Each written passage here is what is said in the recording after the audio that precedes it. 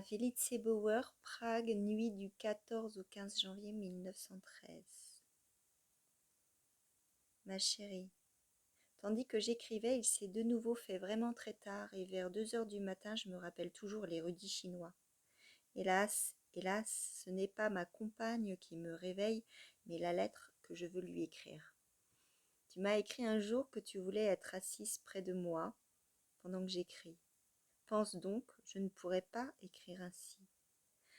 Même autrement, je ne suis pas très prolixe non plus. Mais alors là, je ne pourrais pas écrire du tout.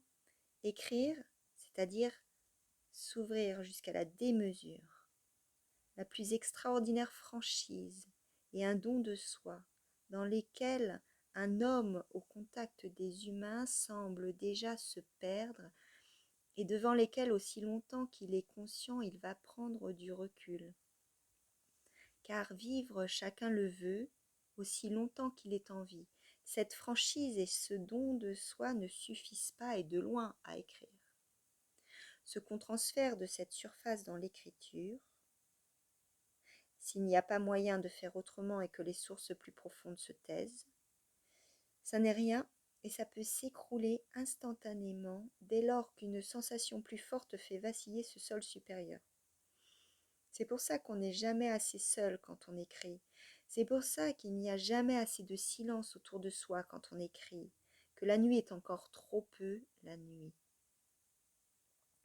Voilà pourquoi on ne peut jamais avoir assez de temps à sa disposition, car les chemins sont longs, et on a vite fait de se perdre.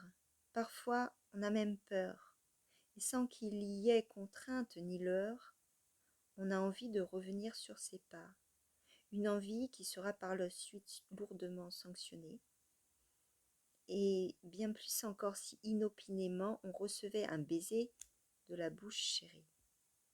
J'ai souvent pensé que ce serait la meilleure façon de vivre pour moi que d'être avec mon nécessaire d'écriture et une lampe dans l'espace le plus central d'une grande cave close.